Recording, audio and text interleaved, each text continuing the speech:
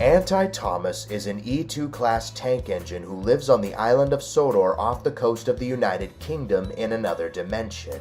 He has 6 small wheels, except he's painted orange with the number -1 on his side. He lived alongside his friends Anti-Edward, Anti-Henry, Anti-Gordon, and Anti-James. He was a kind engine for the most part, but loved to play tricks on the other engines, especially Anti-Gordon, the largest, strongest, and fastest of them all. Anti-Thomas's early years played out similar to his blue counterpart, arriving on Sodor from the mainland to help out with the shunting. He was red at the time and a bit on the cheeky side. He would later prove himself a worthy adversary to the railway by helping his world's James, who was painted white at the time, after a serious accident occurred due to some faulty wooden brakes. He was rewarded with his own branch line and 2 blue coaches named Annie and Clarabelle. Anti-Thomas was also rewarded with a splendid new coat of orange paint, just like his world's Edward and Gordon, and became Sir Topham Hatt's number -1. As for Anti-James, he got himself new metal brakes along with a new coat of smart green paint. Anti-Thomas loved his new branch line and was happy to be a part of Sir Topham Hatt's railway. Along the way, he became close friends with an engine named Anti-Percy, who was painted red. Anti-Thomas would still play tricks on the other engines from time to time, but he knows that the most important thing of all was being really useful. It wasn't until one tragic day when Anti-Thomas's life took a turn for the worse. Sir Topham Hatt was on holiday just like in the original timeline, and another controller took his place. During this time, Thomas hadn't talked to Percy in a while after a heated argument that took place a few months before. What made matters worse, an evil diesel named Diesel 10 arrived on the island and began to terrorize the engines. The diesel, along with that world's Splatter and Dodge, were looking for the magic buffers that would lead to the magic railway. Diesel 10 finds the buffers and proceeds to enter them, with a suspicious Thomas following slowly and quietly behind. When Thomas tries to thwart Diesel 10's plan, he orders Splatter and Dodge to stop Thomas and Lady. The 2 steam engines escape with the 2 Class 08 diesels not far behind. Diesel 10 then exited the portal himself, and using his claw he began to destroy the buffers, leaving Lady trapped on Sodor. Then a chase ensues similar to how the original timeline went, except it was Splatter and Dodge who was chasing Thomas and Lady instead of Diesel 10. They escape the 2 diesels after they fall off the same viaduct Diesel 10 fell off of in the original continuity. Just after the bridge, Thomas and Lady were stopped by Diesel 10, who derailed Thomas and grabbed Lady.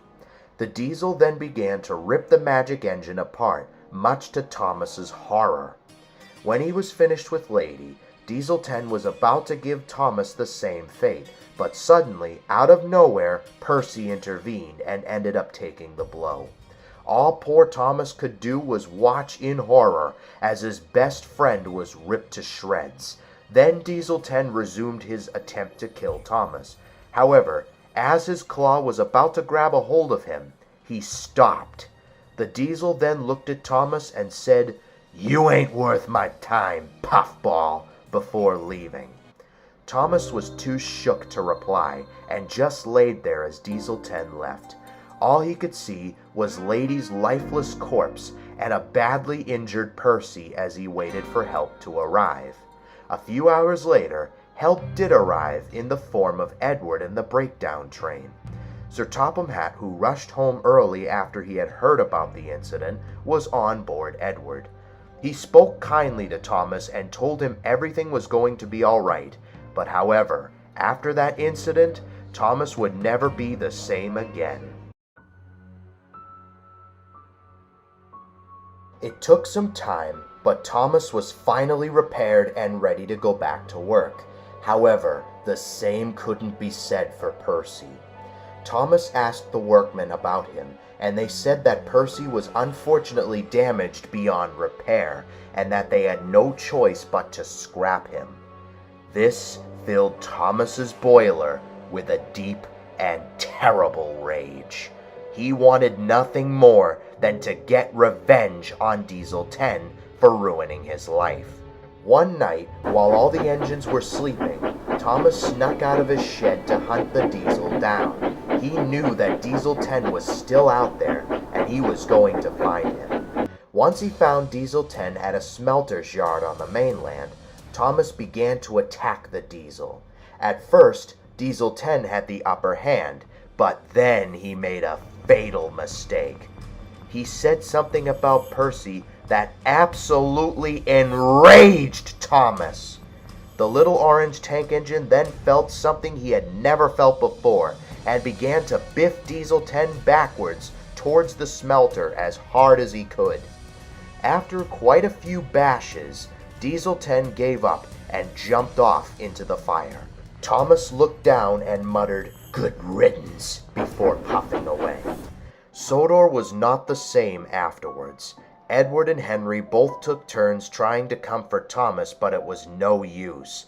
Gordon and James belittled Thomas for not being able to save Lady and Percy, and would call him a traitor and a disgrace to the railway, much to Edward and Henry's shock. However, no one knew about Thomas murdering Diesel 10, and the little engine intended on keeping it that way. As the years went on, things slowly went back to normal. Thomas was still depressed, but he knew he had to carry on. He didn't want to let Sir Topham Hatt or the entire railway down. One night, however, there was a disturbance. Thomas went to investigate and saw some type of portal that led to another world, and there he saw Diesel 10, still alive. Enraged, Thomas entered the portal to hunt him down once again in an attempt to kill him for good.